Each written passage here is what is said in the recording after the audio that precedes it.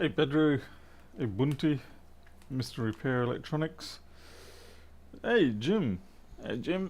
Let's just clean up this desk a little bit first before I forget everything, and then I will run around tomorrow wondering where is everything.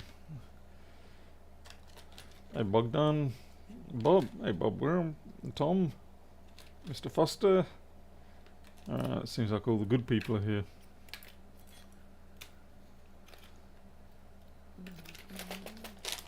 Right. Actually, I should probably put that one in there too. Hey B-Blood.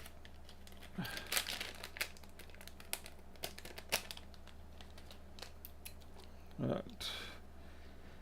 My T880 replacement came in handy again today, fixing up an iPhone 10. Time to pack it away again. Hey Christian, John, Silvio, rather. Joseph, Bogak. Right. What do I need to do? Oh yeah, I've got an emergency thing I have to fix first. The remote control for the TV lost its ball, so I better fix that up. I always forget which end I'm supposed to open this up with.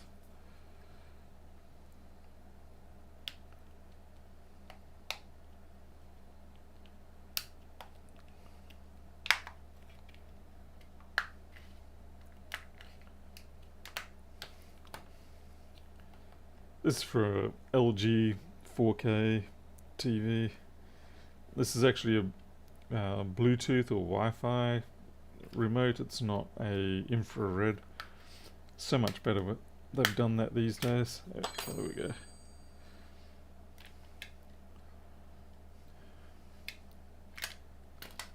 Alright, where'd the ball go? Hey Stephen W. Yeah, it's a little bit late. I agree.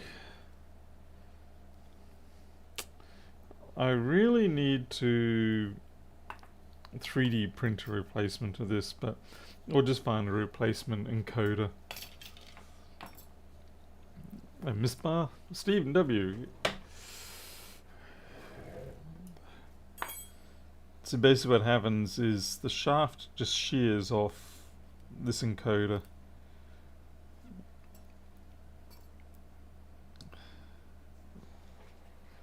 I'll just give this a wash.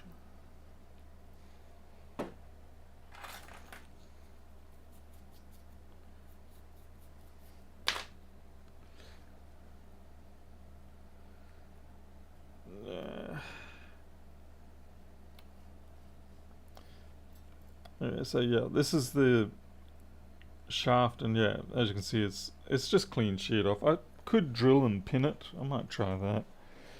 Although I don't know if I've got a pin anywhere that's strong enough. A sewing needle will probably work well, but unfortunately I do not have a sewing needle. I mean, to be fair, the encoding part is only required if you're going to use that on the remote, and we don't use it. All we actually use is the button section, which is why I basically just hot glue the shaft on there, let it sit there, and then it's good enough. I could 3D print one, but I don't know if I've.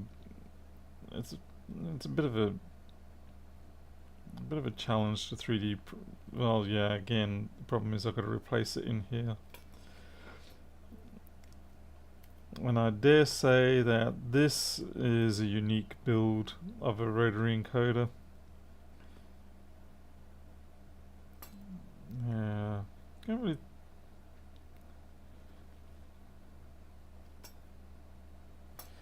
I think we'll just hot glue it again.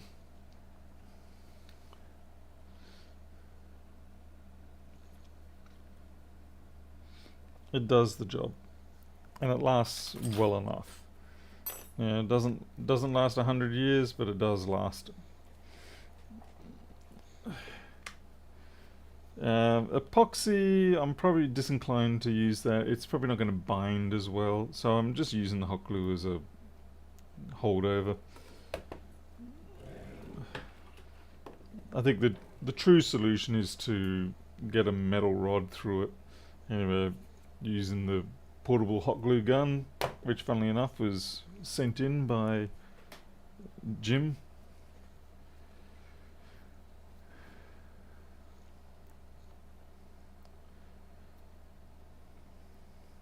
A sewing needle should do the job nicely. Hey, Dadumres.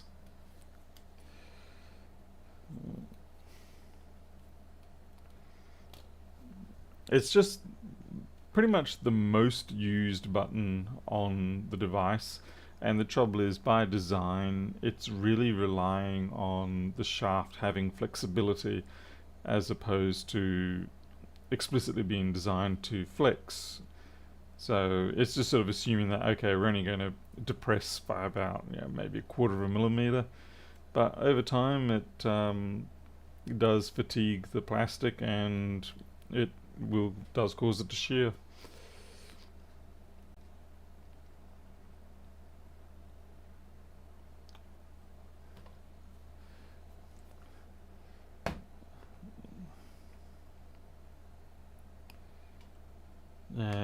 Still takes a minute or two for this to come up.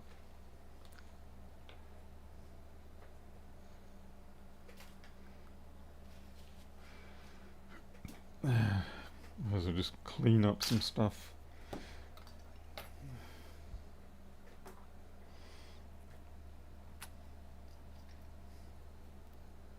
Solder. It's amazing how much crap I've got on my desk. Actually, I suppose it's not that amazing. I'm just a person with a lot of crap. Actually, maybe I can do something with one of these. I've got all these needle tips. One of these might do the trick. Yeah, that might work. Yeah, right, let's try the drill through route. We're gonna need the hot glue anyway.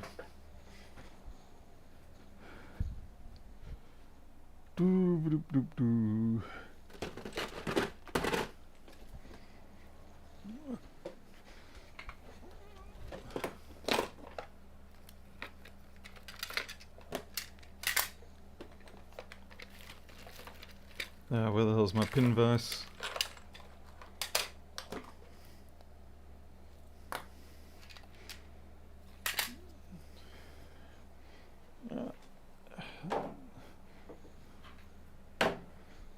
By the way, Pedro, these are the PETG rings that I thought I had sent you, but I did not, so I'll send one of those down to you.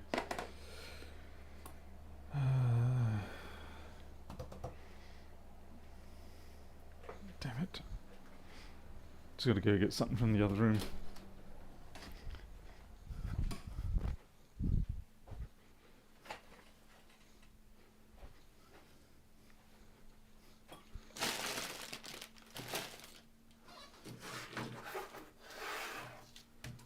Oh, seriously? Where did I put that?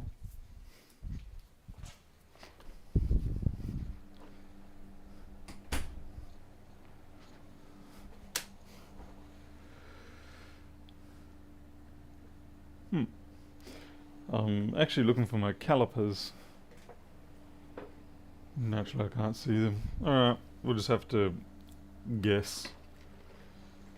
I was going to see if I could match the needle tip diameter to that, but what we'll do is we'll pick a drill diameter and then we will see if we can fit a needle in the hole. Okay, now where's my glasses? Somebody is not very well rehearsed for this tonight.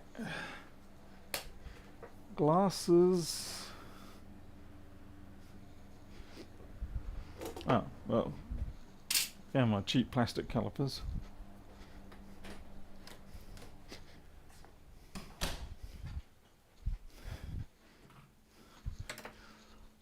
Papa, you can't eat those. I'm sorry. No, no. You're not allowed to eat that.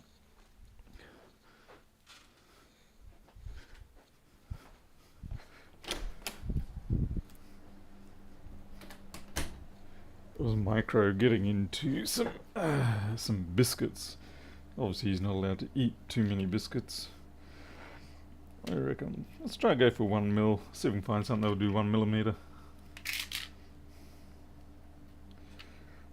You can't have too many biscuits because of his diabetic situation, of course.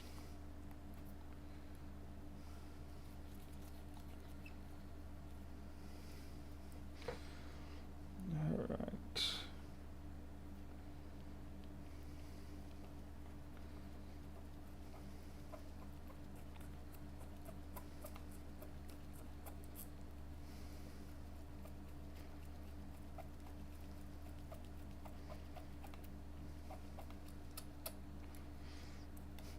Okay, that plastic is actually a lot harder to get into.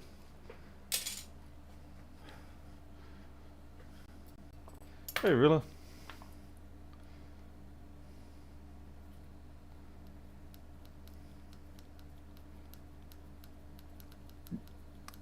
When the drill bit reaches my fingertip on the other side, I will let you know.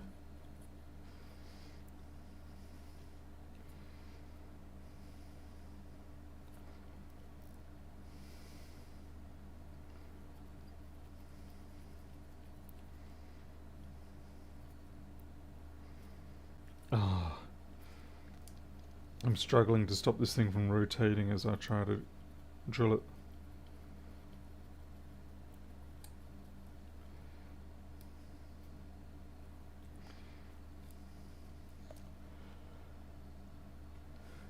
And I strongly suspect that it will not work if I try to just like hot wire it through.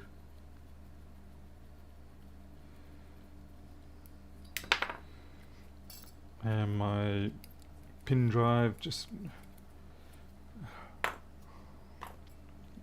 Yeah, B-blood, I don't think that it's going to work like that.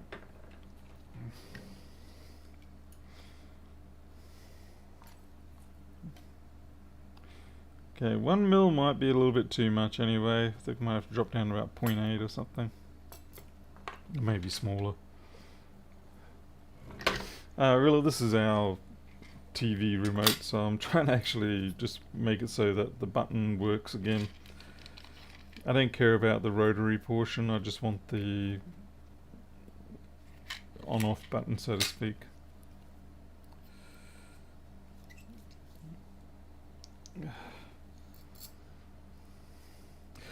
Well, I'm not too worried about the encoder.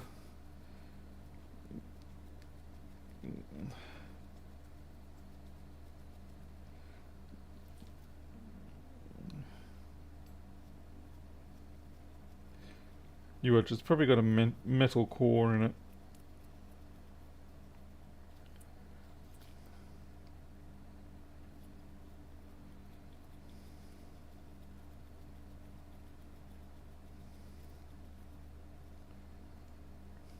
This plastic is actually exceedingly disinclined. It's exceedingly disinclined to oblige to me.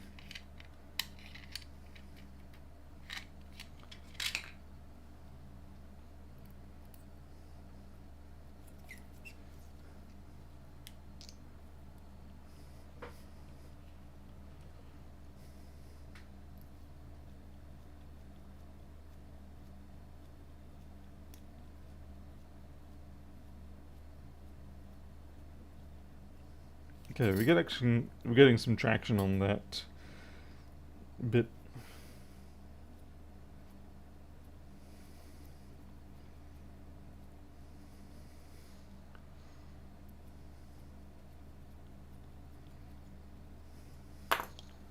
See if I can show you a little bit.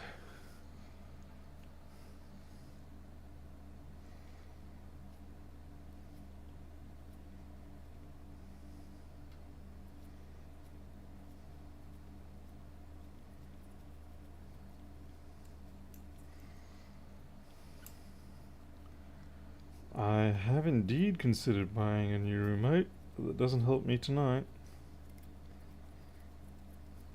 agreeably the last 3 or 4 times. I probably should have looked at buying a new one, but nah. Okay, so it's bigger than that. Not that big.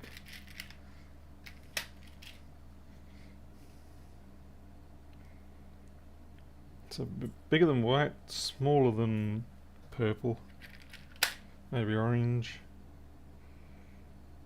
A little bit bigger than orange. Red. Nope.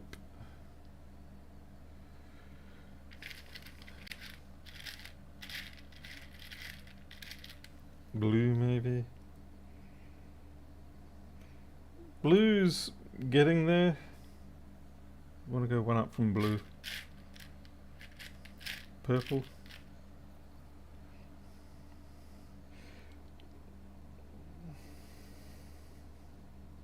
Okay, purple's the win.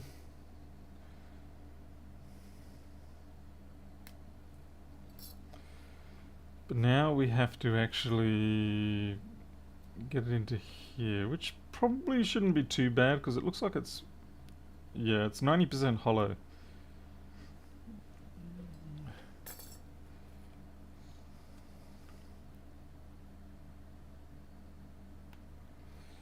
Might just shave off the top. It's been difficult because I suspect I was an idiot at some point and used super glue.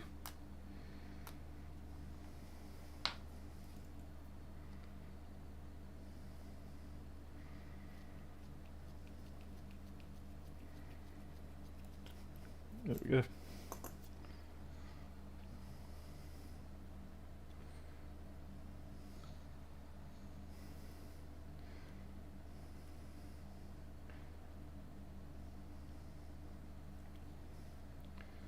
I wonder if there's one up from blue that I could use. Not green. I thought purple. I was going to say, isn't it purple that we want? Yeah.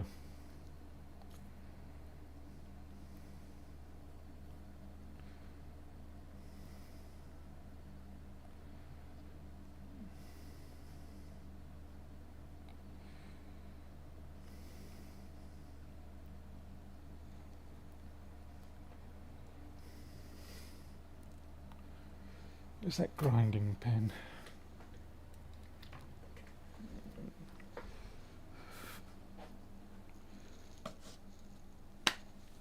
Where are you, little... Ah, there you are.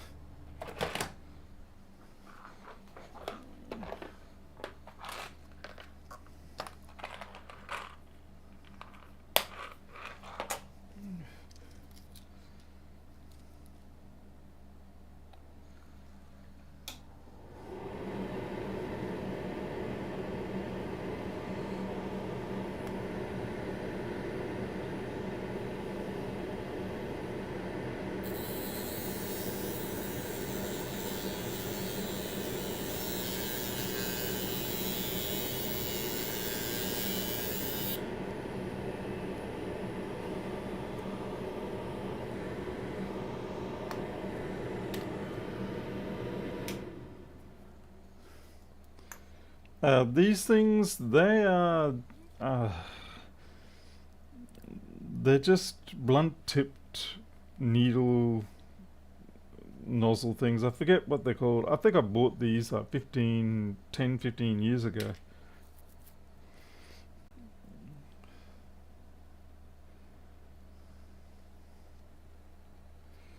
So I've long since forgotten what the proper term is. But obviously, you know, we use them all the time for... Okay, I still need to...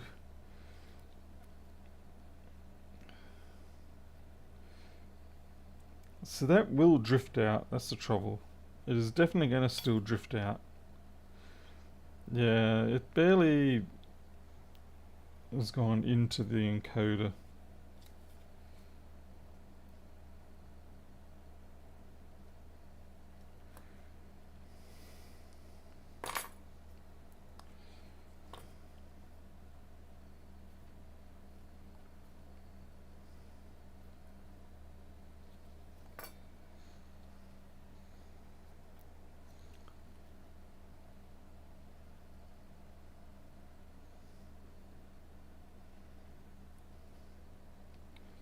Like I said, we don't care about the encoder.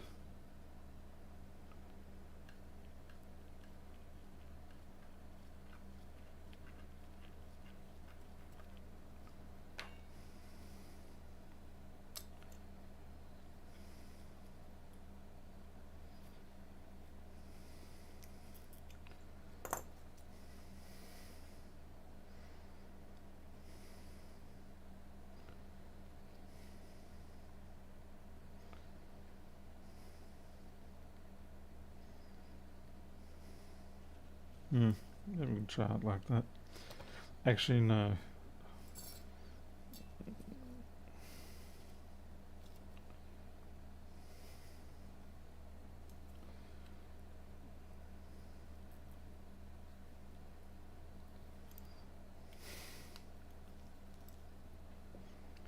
I think my ball just went over the edge.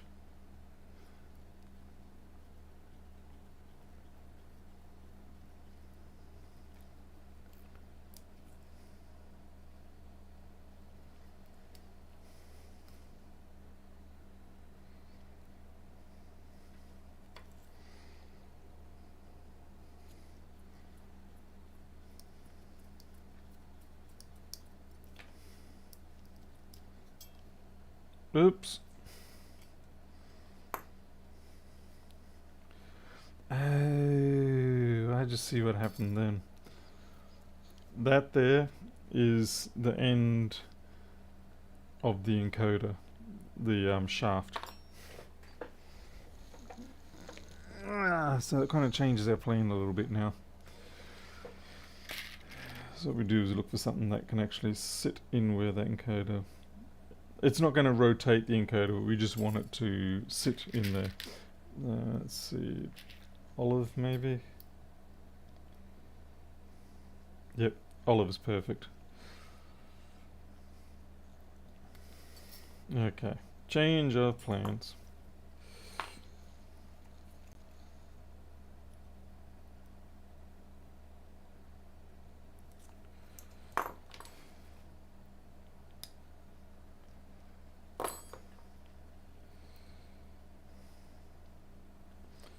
So what is that? That's about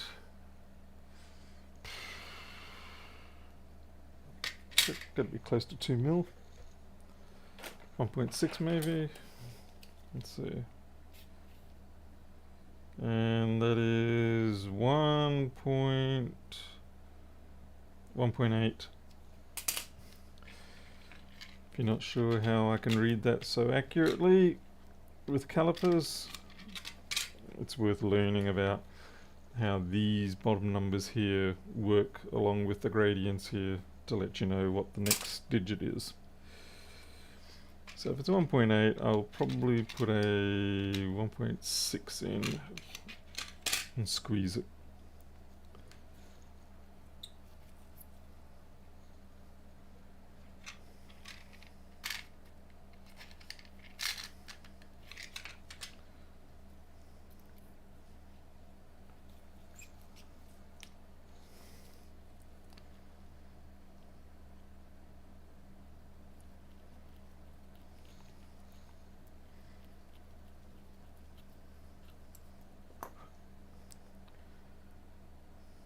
Maybe we'll have to actually... No, we're going to have to go 1.8. That's okay. We'll just ream it out now.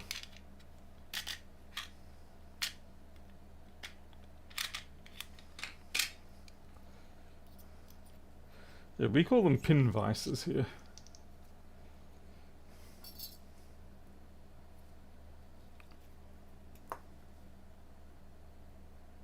Yep, that's good. Perfect. So perfect.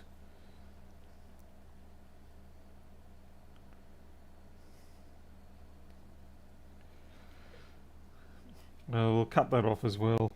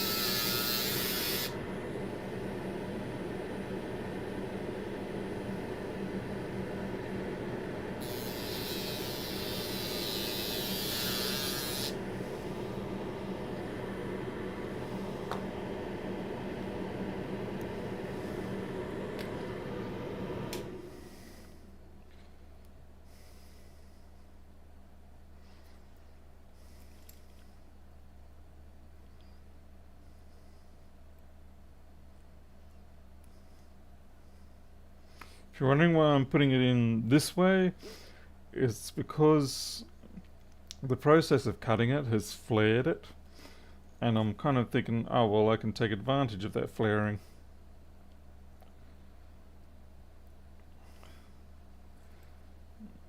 But I don't think I can.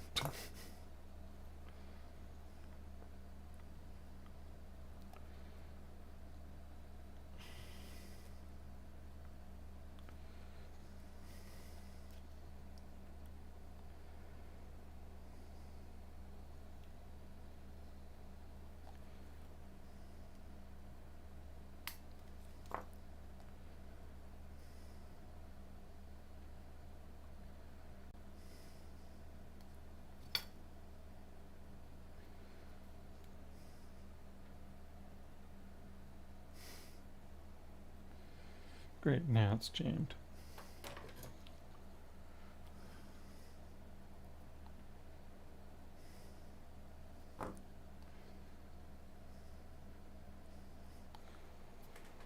Where are you, Mr. Hot Glue? I mean, not hot glue. Speaking of which, I better turn that off because I actually don't need it this time now.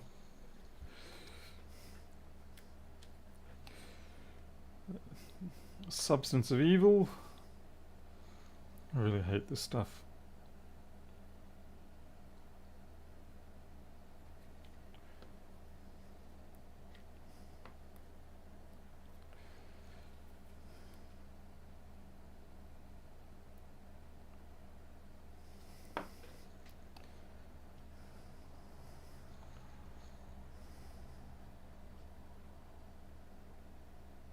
Unfortunately, I don't have any bicarb water with me to activate it. Finger will do just fine.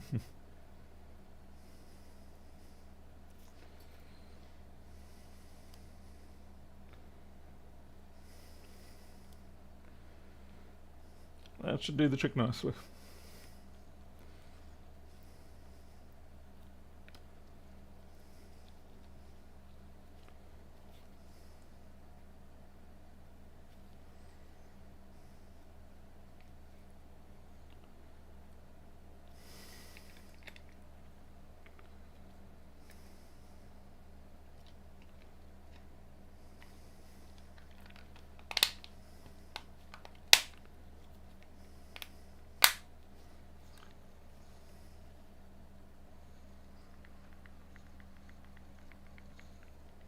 Yep. Put the batteries in and I'll go test that and come back. There you smeller.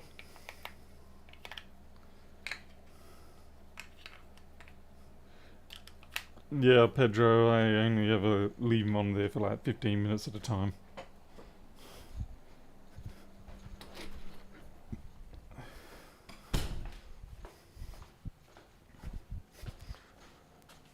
Spent the whole time fixing the remote.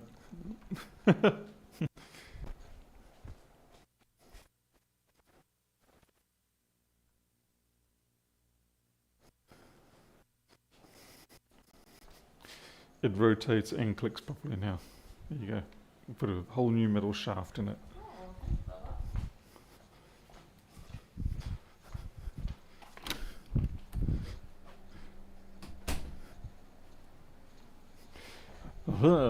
No dog food for Victor tonight. Alright, let's go a bit wider again.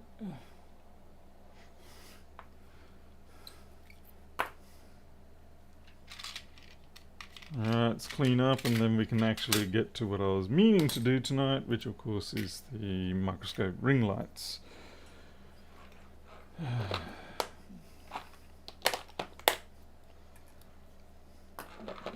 Try and put things back to their proper places.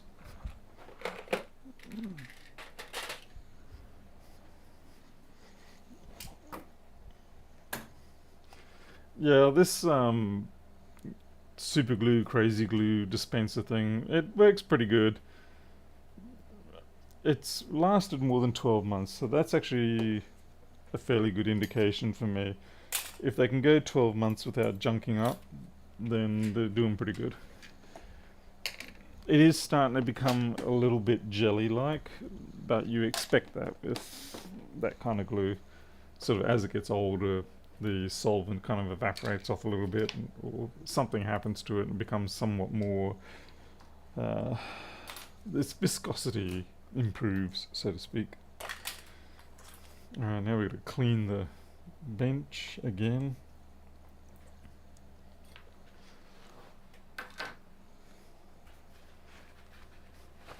So, Pedro.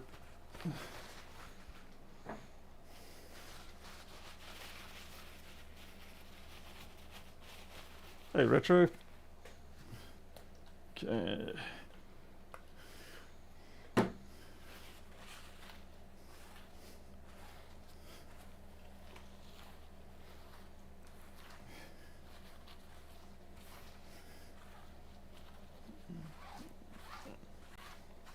Okay, looks good enough. Okay, now I should have my box of parts. Box of parts.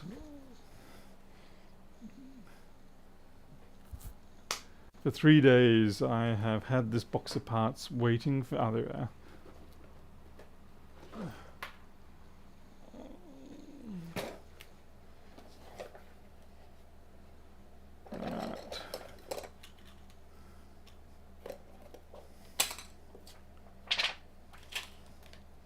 We're just going to be doing one at a time.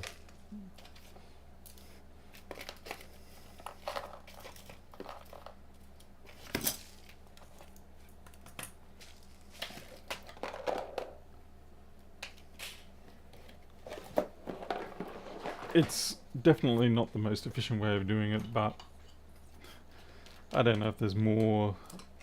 I don't know if there's enough time in the evening, along with my ability to stay awake, for me to do more.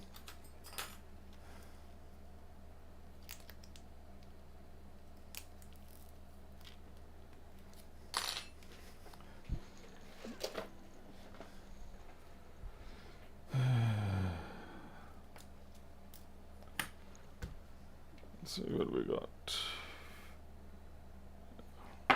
Leaded paste.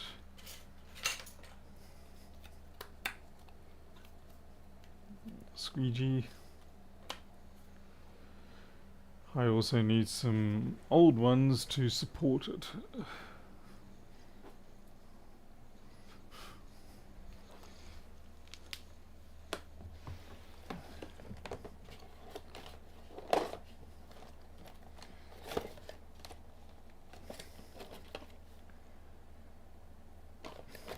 Your new ones. Come on, all I want is... There we go.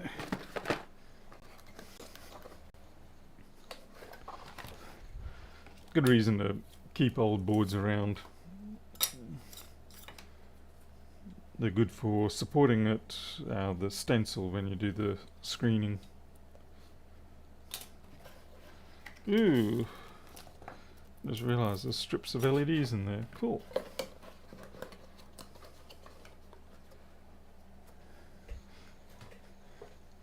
Bob, that's a bit different. Ringo Dingo.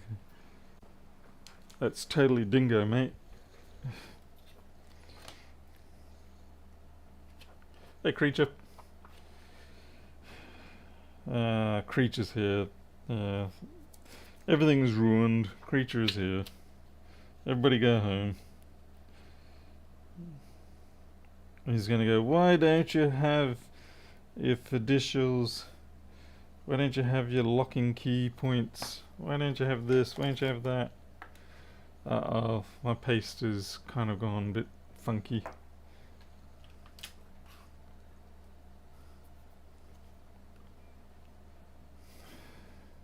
Yeah.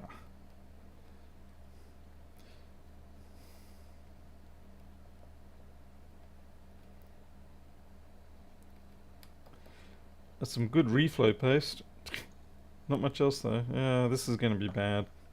This is going to be real bad.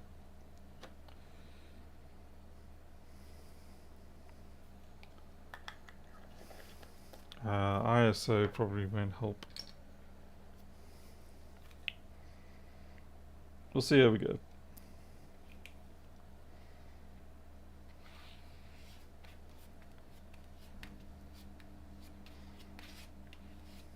Yeah, it's a little bit too dry.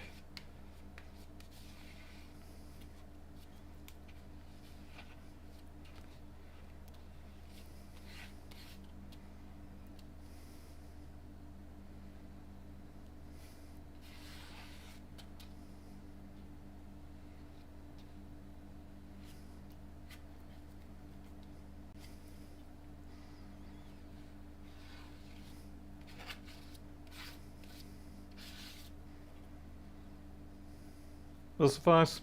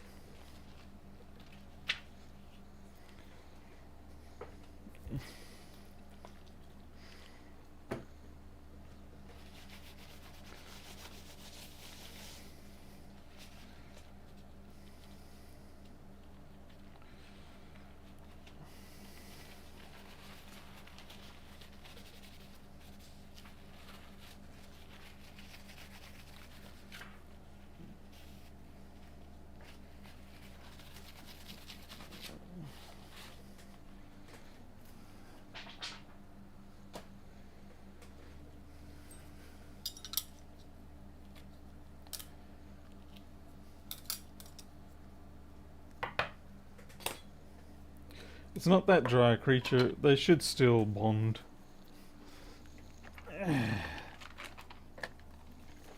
We'll see.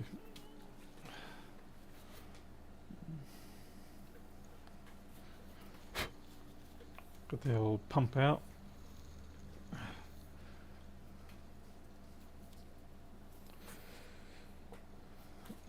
Old pink needle. Yeah.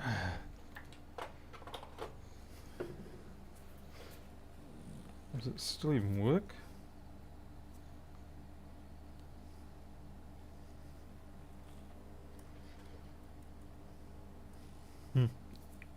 To be honest, I can't tell.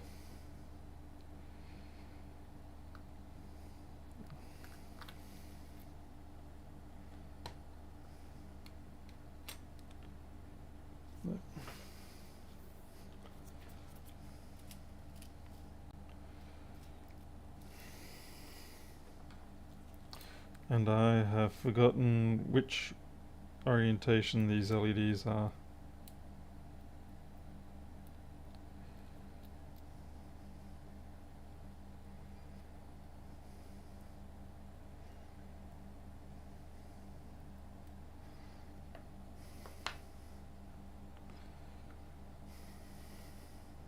Don't you dare flip over.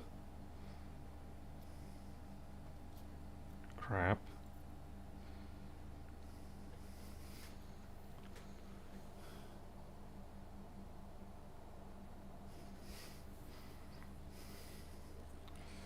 Alright, let's see which way they are. Okay.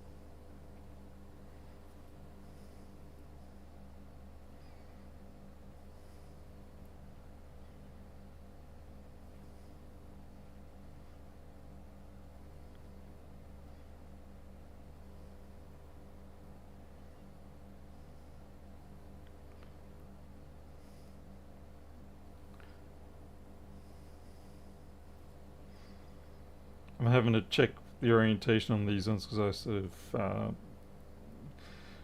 they bounced up a little bit, so, and I don't have good enough vision to see where the notch is on them.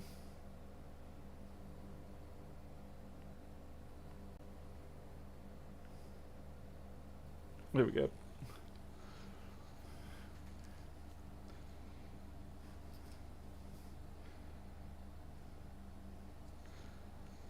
I'll just see if I can bring this in a little bit better for you.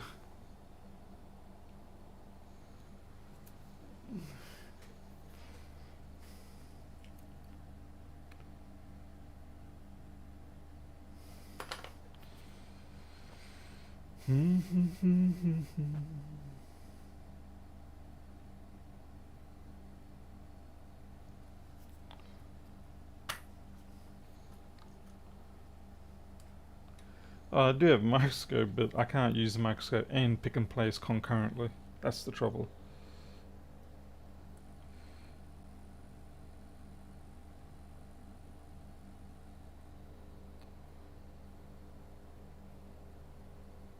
The other thing I forgot about is as soon as I put a component onto the silicon mat, it becomes stuck. So I can't, I can't place it down on here. I sort of need an assistant plate like that.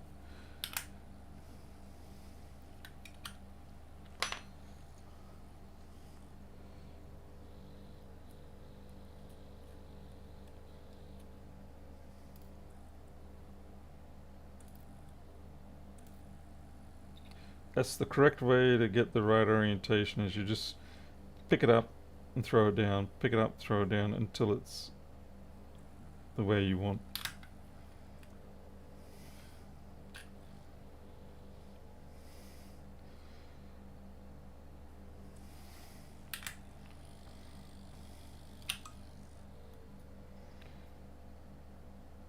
I do love big 2512s.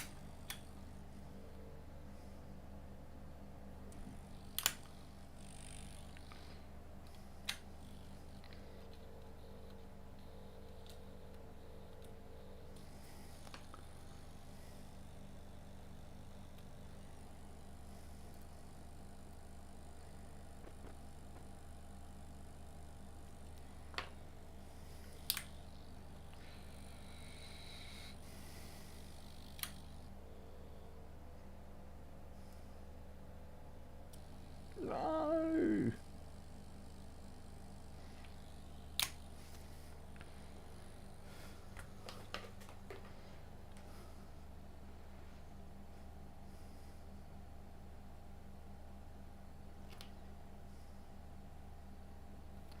Right, that's that one.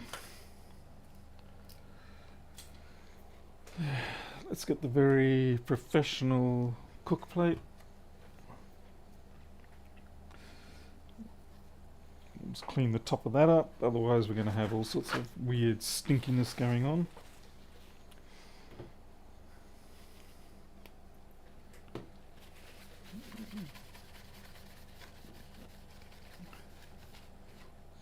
Usually from all the bugs.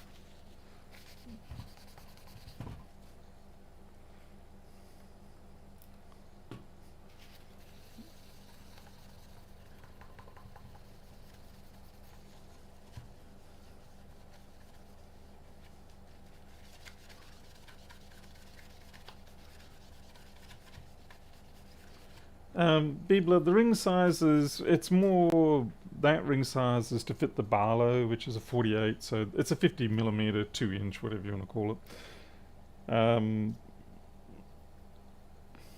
So for some optics it may be too narrow, but I'm mostly focusing on the ones that obviously I use, and so that's the best match for me and for most people who would be looking at one of these. Just got to get our IEC connector, and we set this one to 180. What do you set to? 185? 185 is fine. I was doing some separation work of an iPhone the other day. There we go.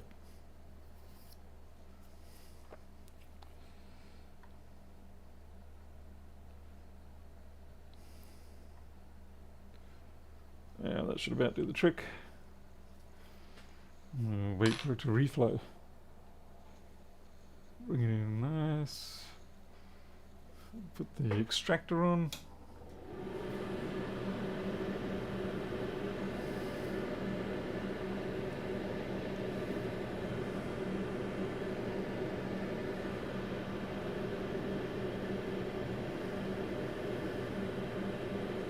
Everilla, no, there's not a huge amount of profit.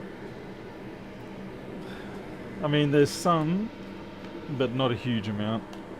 That's the thing, when you do custom, manufacturing like this, by the time you factor in labor, you're lucky to break even. Now, I could go and get them manufactured overseas, but that brings its own set of issues as well.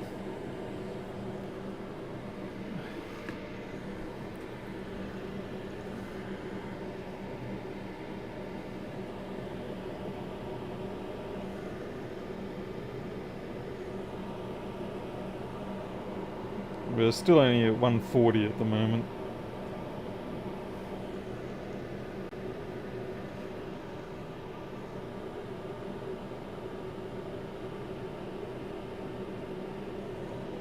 Okay, should be starting to get to the melt point soon.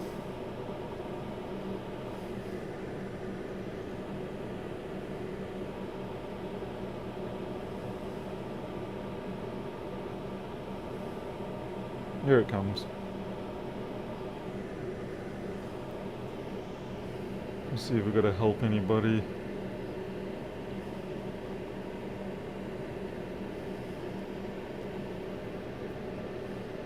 Yeah, that came. I didn't check the damn controller. We'll turn it off now.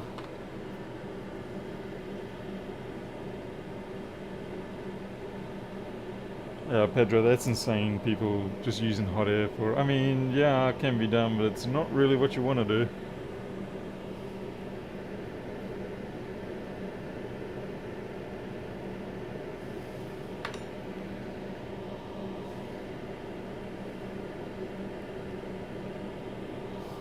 The trouble with Rilla is that getting them manufactured en masse brings up the issues of part specificity, and particularly when it comes to LEDs. And the last thing I need is a run of 500 of these, all with the wrong LEDs. Thank you, Greg. Don't forget also that Flexboard View is now, there's a free version available. Obviously it doesn't have the schematic viewer, but it certainly does well to replace the old board viewer program that seems to get included in far too many things. I want to throw up every time I see someone post a board viewer screenshot. It's like, why are you using that still?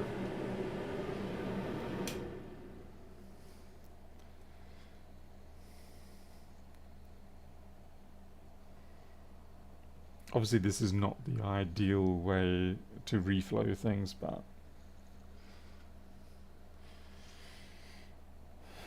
we're a cottage industry, therefore we get lots of leeway.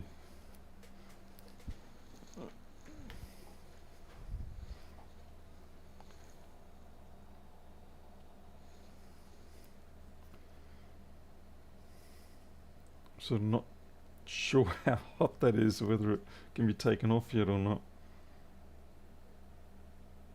No, that's still fluid. It's going to take a while. Looks like I better run the extractor a bit longer. Hey, Mr. Stamps. The cottage is doing well. The cottage has a lot of... Yeah, there's been a lot of improvements, but we've still probably got 4,000 or 5,000 worth of fencing and building to get done before we can get to the point where I can say, now I might have a chance of being able to go through a night without crazy crap happening. Okay, what have I got? 24 volts, right. So this is my power brick for it. We obviously have to program it first. I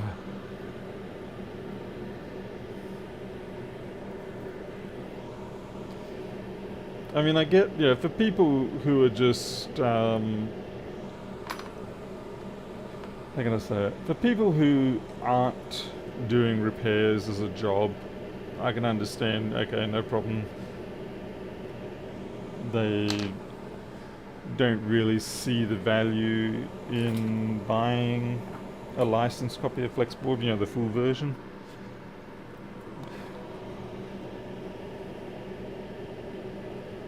Freaking hell, that's hot.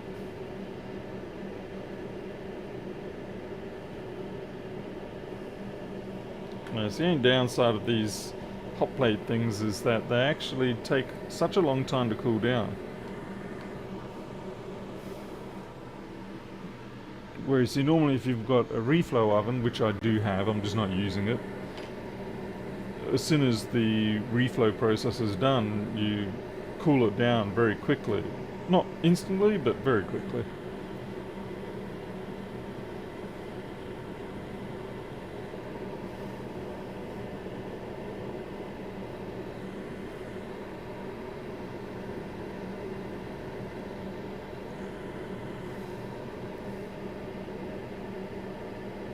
Yeah, that's still hot.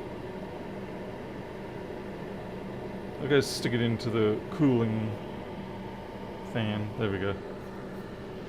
Hey there, Tradie Trev. Price of Flexboard View is $129 US. I've sort of settled down on that for now.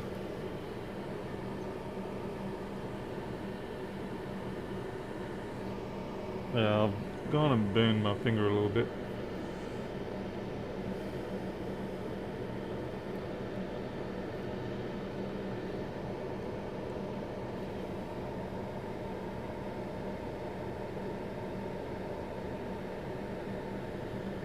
Alright, I can actually hold it now. Seems like it took longer to cool it down than it did to reflow it. It's kind of amusing. Alright, so now we're going to program it.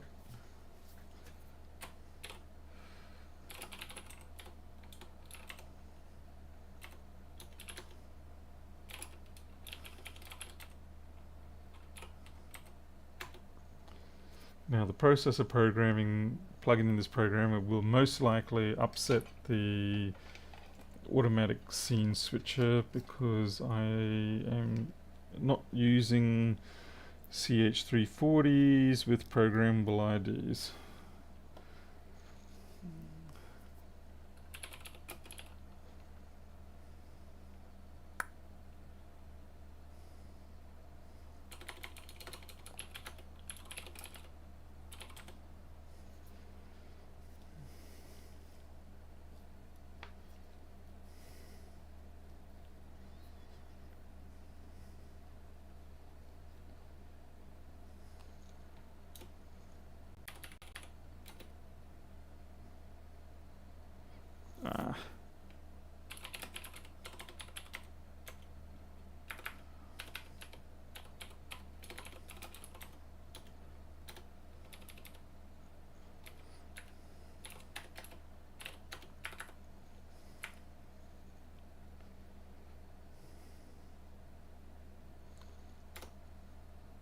Okay, that's done.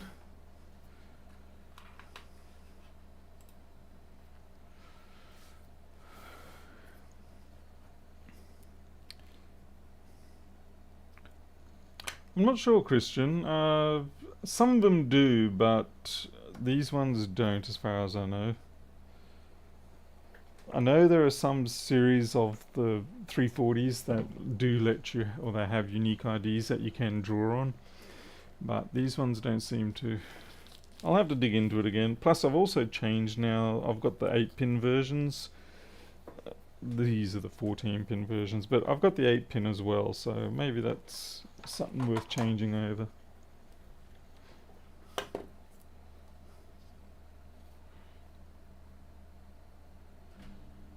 Well, Arilla, I mean, there is being technically correct like that, where you are correctly in the right, and then there is actually being able to do something about it.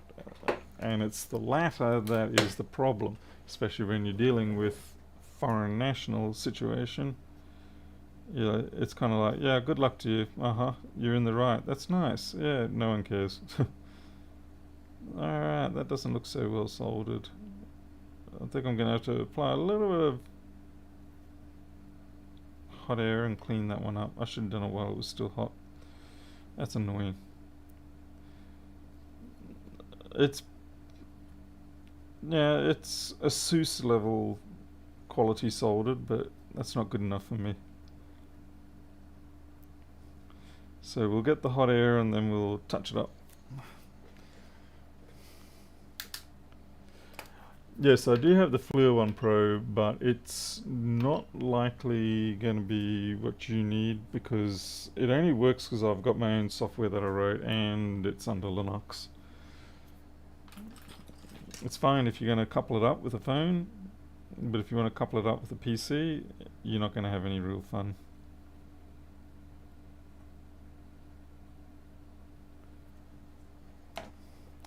I was meant to check the alignment of that controller before I put it on the hot.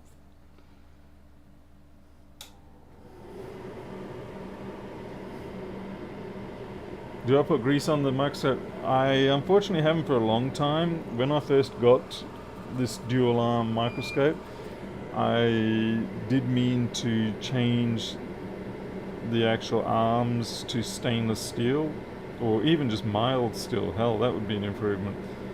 I don't know what they use for steel in quotations for these stands, but it's not very good steel. It's more like plasticine or something. Yeah, I'm gonna need the... Please stand by. Gonna need a little more solder, a little more flux, a little hot air. That's what I left out, the hot air. So basically what happens with these boom arm systems is they develop grooves and you just simply run on those grooves for the rest of the life. Hey, Wong Wei. So this is not a lot of hot air, it's only about 290.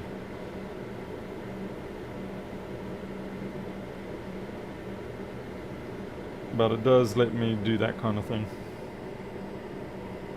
Now the only reason why I'm having to use hot air is because this is an aluminium board, which means it absolutely loves to suck the heat out of everything. I need more flux. Which of course is why we're using it for the LED board.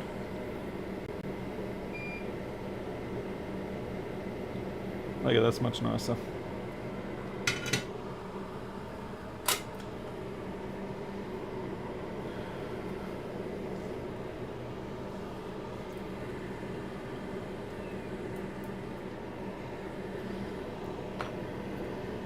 We'll just clean up that flux.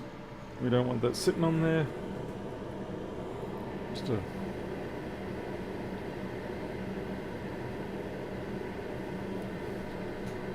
Hey, sweetie. No, you're right. Probably a little bit later. Yeah.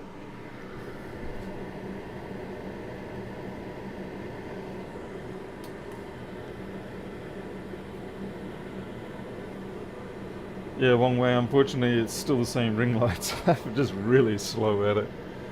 Really slow. Alright. Okay, so we've got our power brick. Let's see how we go. Oh shit, yeah, that's bright.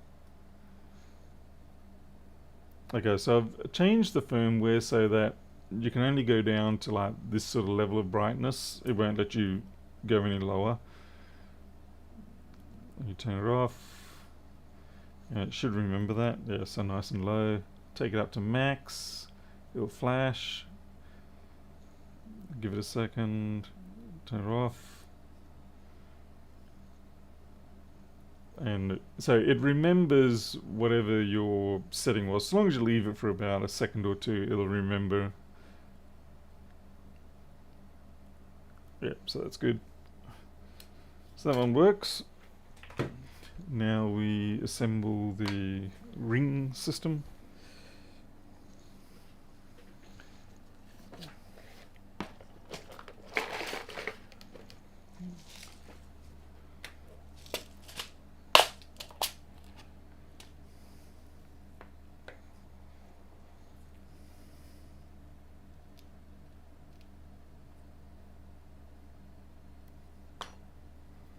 Unfortunately, for some reason, these PET ones, they compress down a little bit vertically.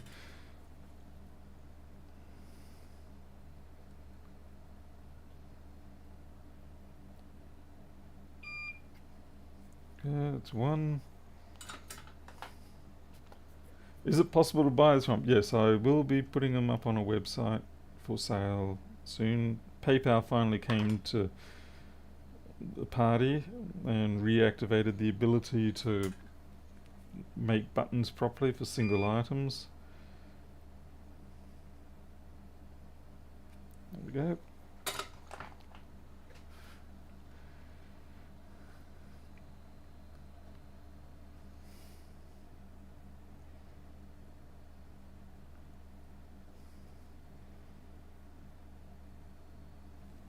Okay. I'll now need my next set of screws. Where are they?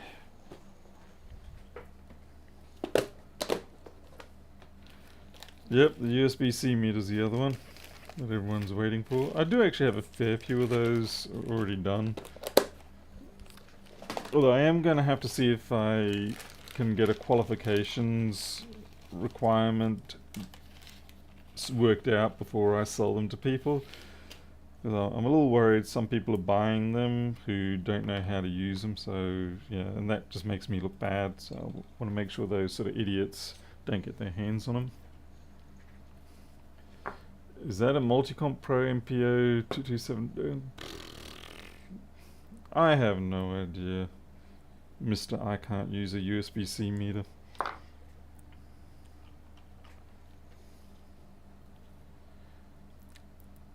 Horst, what I'm planning on doing is actually just selling it as a shipping included type bundle. Because they are under 250 grams, it isn't too bad. Okay.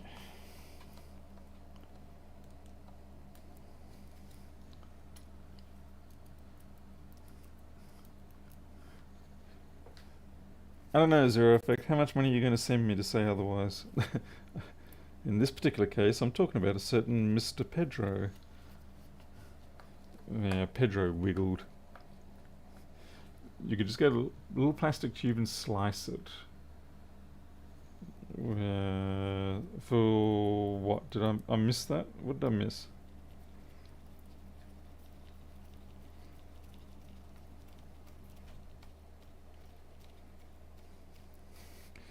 The other problem is I also am not shipping power bricks because that adds quite a bit of weight, and most people, yeah, there'll be different variances from different countries, but you should be able to get a decent power brick for 24 volts, 1 amp for about 10 to 15 US dollars.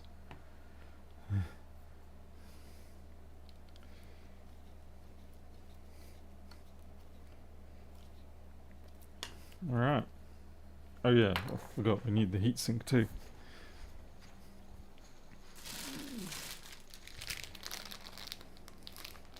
What? You're the wrong heatsink.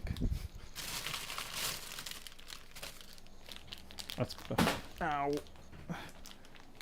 My room is too small.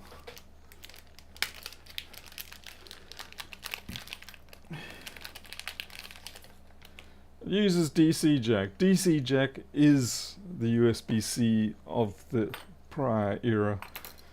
It's an homage to the USB-C of the past.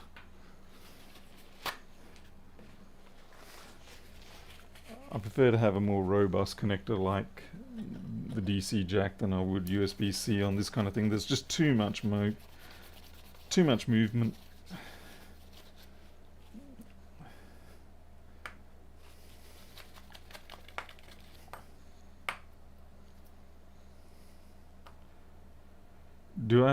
I actually do have a couple of them around. I bought a whole bunch and I didn't utilize them all. But you should be able to get the equivalent locally. Yeah, because they're all just rebadged of the same original meter.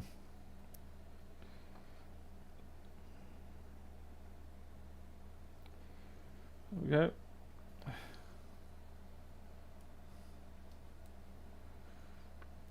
You're going to need welder's goggles, only if you stare too long.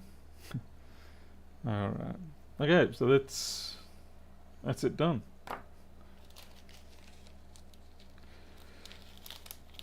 I'm not 100% happy with how the ring light adapter, the actual ring adapter looks and feels, but it's the best of a bad situation.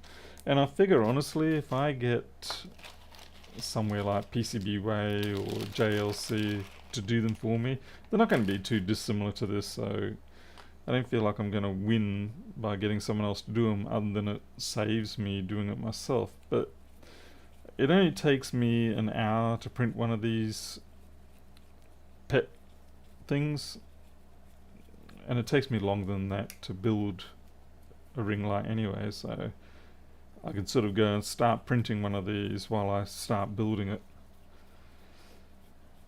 Bunty, surprisingly, no, it does not.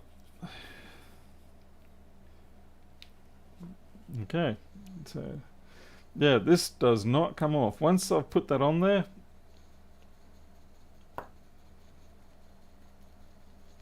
it's not coming off.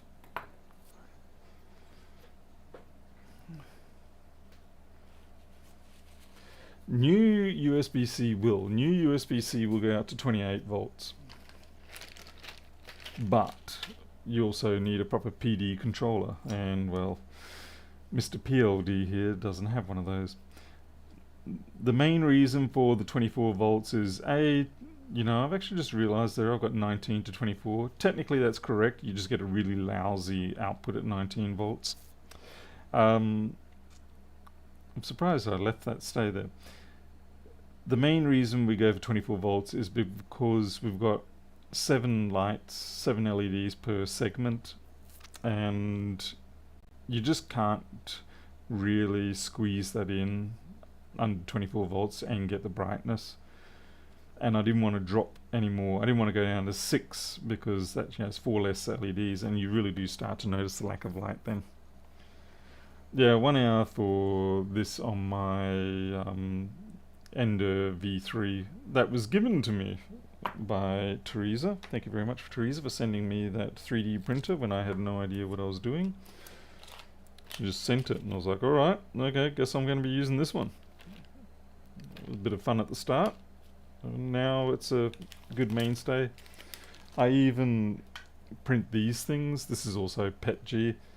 These here are used as offsets, stand offsets for my cat fence rollers. On the Colorbond fence, the rollers are only about 5mm above the top of the fence. But then when you either have the fence following the curve of your land or you're going over a gate, you have to put one of these under it so it lifts it up just slightly. Anyway, so yeah, printed those. I've actually sent that off to the place that sells the roller fences, and hopefully they will share it out to other people.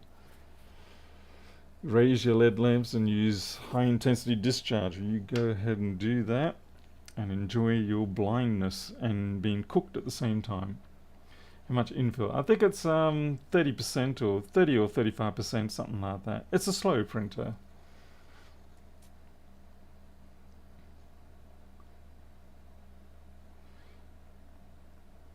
Screw clamps kind of loosen over. They do over a bit of time, but honestly, if you really want to stop this from slipping off your barlow, just put a piece of electrical tape around your barlow. So you put electrical tape around your barlow, and then you put those in, and it's never going to come off. Just one strip of electrical tape, that's it. That's all you need.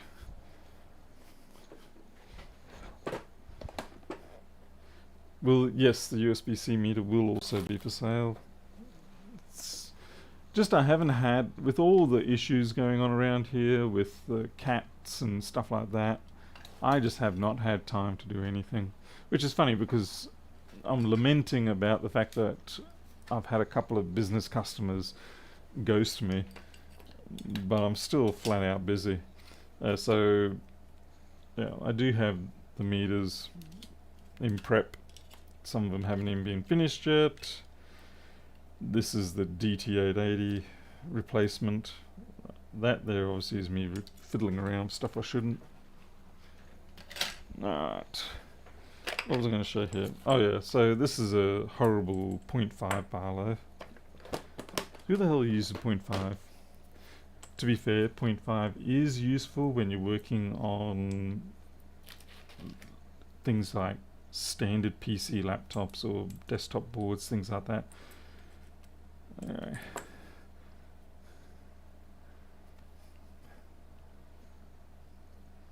I mean, yeah, the electrical tape thing is if you don't want it to ever slip. But it is still a bit of a bodge. Okay, so as you can see, that's a pretty tight fit, and that's on a one of the barlows that you buy from AliExpress or whatever. It doesn't need a lot of nipping up. And there, so yeah. The other reason why the heatsink never falls off is because it's actually facing upwards. So even if it did get sloppy and loose under heat, it's staying on top. Which of course is also better for heat dissipation. I did, Bob, yes. I did originally consider getting HDPE pipe and slicing it, as you suggest, and then drilling it. But there was a few things that I just found I was better off doing a 3D print. One of them is that there are little offsets. I don't know if they can show up there because I've got the damn barlow in there. There are little offsets. Let's see if we can...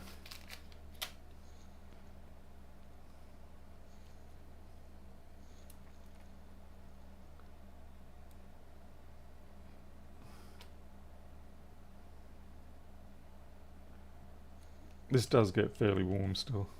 Yeah.